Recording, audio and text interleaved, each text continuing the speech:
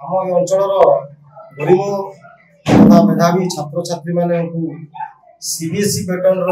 जो इंग्राजी शिक्षा प्रदान करने निमंते आम विद्यालय बद्धपरिकर अटे। आम अंचल समस्त गरीब तथा मध्यवित्त परिवार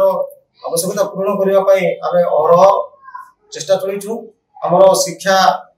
दान पद्धति आम जातीय शिक्षा नीति अनुसरण करुच्ची एवं आम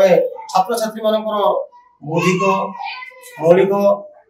तथा मानसिक स्तर में जो दृढ़ता आसवा कथा से आम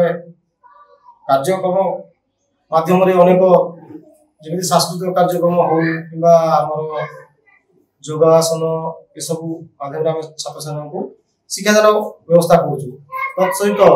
ए अंचल जो आवश्यकता थिला गोटे इंग्राजी माध्यम विद्यालय से इंग्राजी माध्यम विद्यालय आवश्यकता आम एठारे